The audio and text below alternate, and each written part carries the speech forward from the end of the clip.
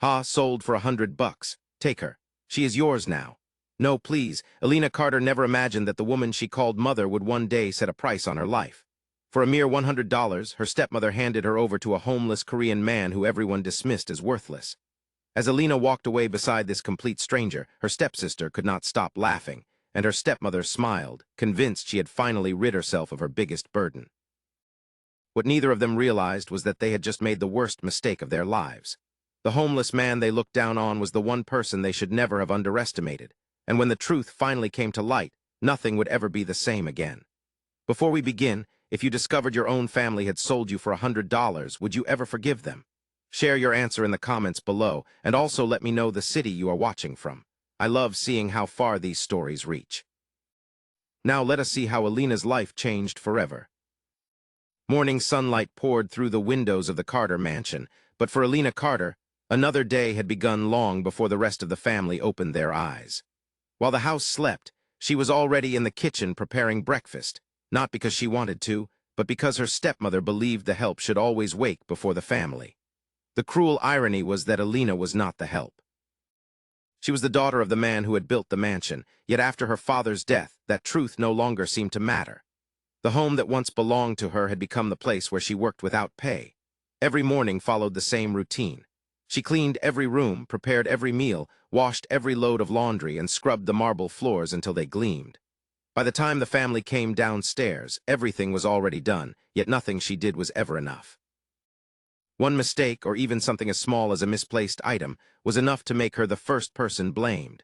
Sometimes Alina wondered if anyone in that house still remembered she was family, or if they had all decided she had always been the servant.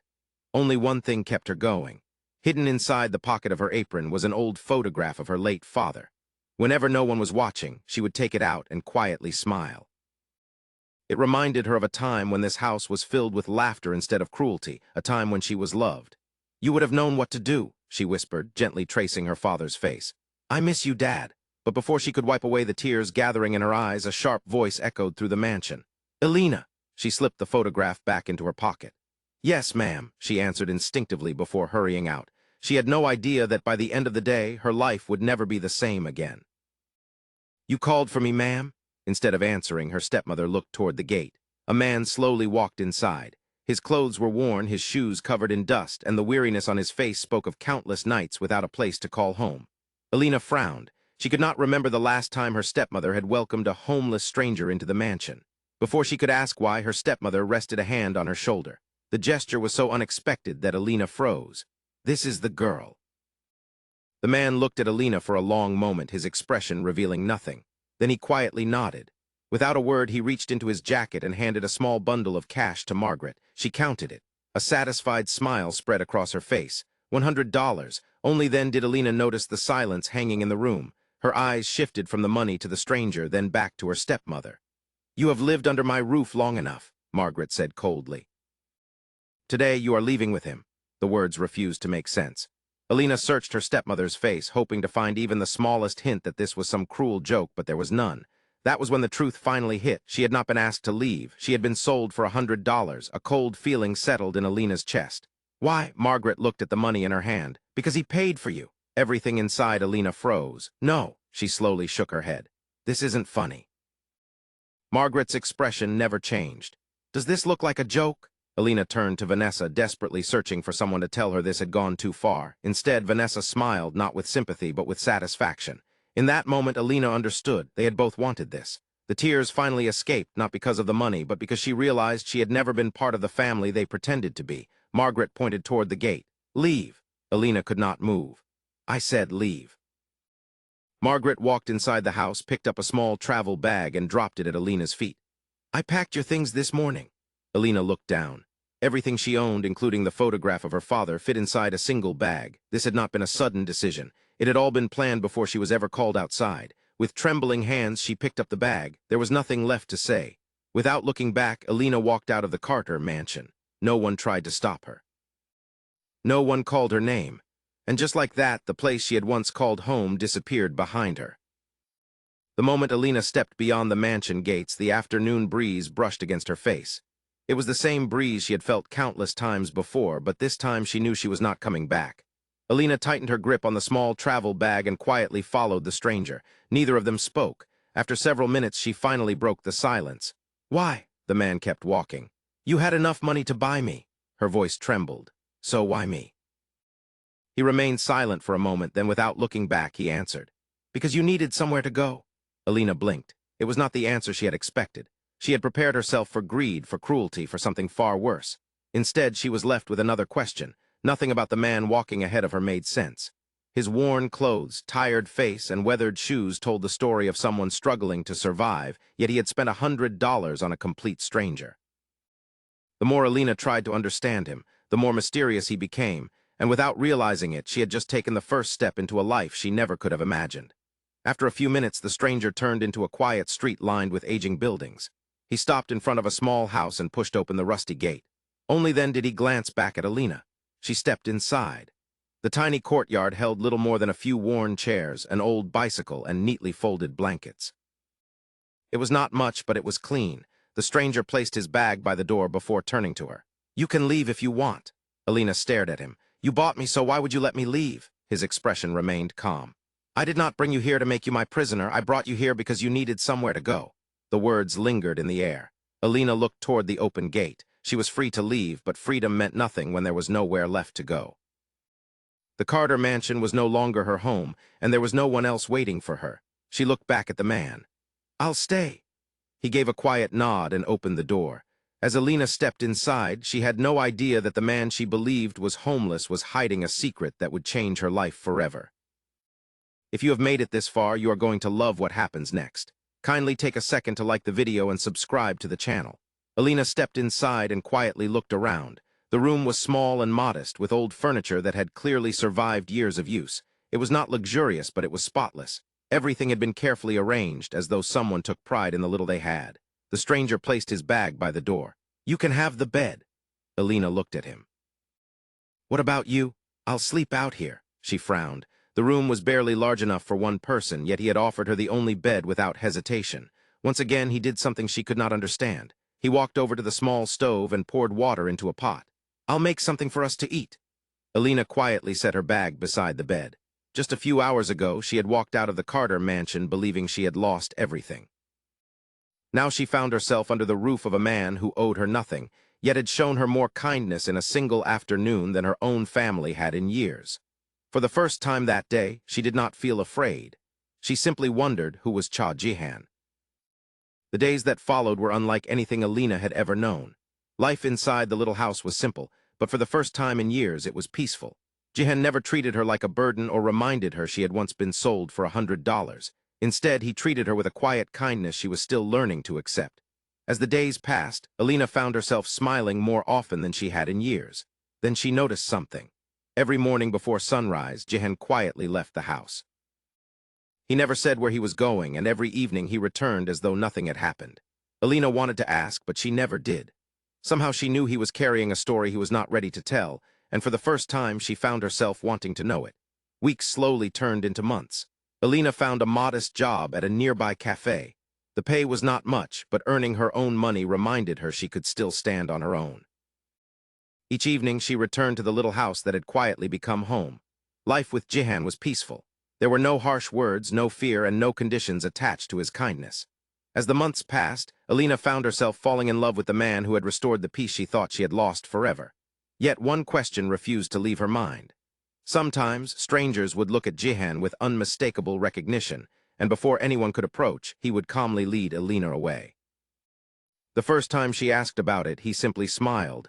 "They have mistaken me for someone else." Alina smiled back, but she did not believe him. Meanwhile, Margaret remained convinced she had made the best decision of her life. Whenever Alina's name came up, she laughed at the thought of her struggling beside a homeless man. Vanessa was no different. Neither of them realized the daughter they had thrown away was happier than she had ever been, and the decision they celebrated would soon become the greatest mistake of their lives. One afternoon, Jihan's phone rang. The moment he looked at the screen, the calm expression Alina had grown used to disappeared. He stepped outside to answer. Less than a minute later, he returned. "There are a few things I need to take care of," he said quietly. Before Alina could ask another question, he was gone. He did not return that night or the next. As worry slowly replaced hope, Alina searched for the only clue he had left behind, the number that had called him. When she dialed it, a calm voice gave her an address. She expected a small office. Instead, a towering corporate headquarters stood before her. Luxury cars filled the entrance as executives hurried through the revolving doors. Then, without warning, everyone stopped one after another. Employees lowered their heads. "Welcome back, Chairman Cha." Alina turned toward the entrance. A black luxury sedan came to a stop.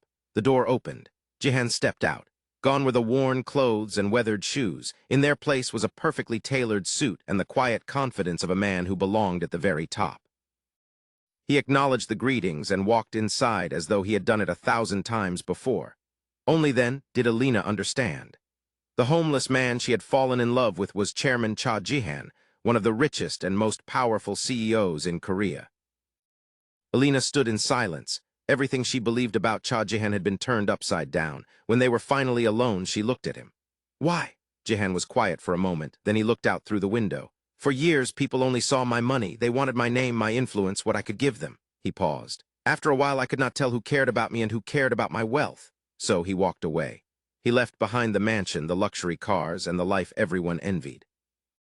For the first time in years, people treated him without knowing who he was. Some ignored him, some looked down on him, but at least their reactions were honest. Then he turned to Alina. "You never knew I was Chairman Cha. You only knew Jihan, the man who shared a meal with you, the man you chose before you knew what I owned." Alina felt her eyes fill with tears. At that moment, she realized Jihan had not been hiding his wealth. He had been searching for something money could never buy, someone who would love the man before the billionaire. Months passed. The life Alina had once thought impossible slowly became her reality. She and Jihan built a life together, and before long they were married. As chairman of one of Korea's most powerful companies, Jihan's public appearances rarely went unnoticed. One evening they attended the annual charity gala hosted by his company. The moment they stepped onto the red carpet, camera flashes lit up the night. Reporters called Jihan's name from every direction. Through it all, he never let go of Alina's hand. Miles away, Margaret and Vanessa sat in their living room with the television playing in the background. Neither of them paid much attention until the presenter spoke. "Chairman Cha Jihan arrives tonight with his wife, Alina Cha." Margaret slowly looked up. Vanessa turned toward the screen. The cameras settled on the couple. For a moment, neither woman moved. There was Alina, the girl they had sold for $100, now standing beside one of the richest men in Korea as his wife. The room fell silent. Every cruel word, every insult, every decision they had made came rushing back. Only now did they understand what they had thrown away, not because they loved Alina, but because their greed had cost them a future they could never get back. The morning after the televised gala, two unexpected visitors arrived at the Cha residence. Margaret and Vanessa stepped out of a taxi wearing warm smiles that had never existed before. They barely reached the front door before Alina appeared. For a moment, no one spoke. Margaret forced a smile. "Alina, we have missed you." Vanessa quickly nodded. "We have been so worried about you." Alina looked at them quietly. Not long ago, she would have believed every word. Margaret reached for her hand. "We made mistakes. We are still your family. Come home." Alina gently pulled her hand away. "My home is already here." Margaret's smile faded. "We only want another chance." Alina met her eyes. "The day you sold me for $100, you stopped being my family." Silence filled the space between them. Without another word, Alina turned and walked back through the gates. Margaret could only watch. The frightened girl she had once controlled was gone, and for the first time she realized there was something far more valuable than money. A second chance, one she would never get. And so the girl who had once been sold for $100 found something far more valuable than money. She found a place where she was loved, respected, and finally treated as family. Margaret and Vanessa were left with the consequences of the choice greed had made for them. But Alina never looked back because the people who tried to throw her life away had unknowingly led her to the life she was always meant to find. As for Cha Jihan, he finally found the one person who loved the man before the billionaire, and sometimes that is the greatest fortune anyone could ever have. So tell us in the comments, if you were Alina, would you have forgiven Margaret and Vanessa after everything they did? We would love to hear your thoughts. If you enjoyed this story, do not forget to like this video, subscribe to the channel, and turn on notifications so you do not miss our next one. Until then, take care and remember, the greatest love is not measured by wealth. It is measured by the heart that chooses you when there is nothing to gain.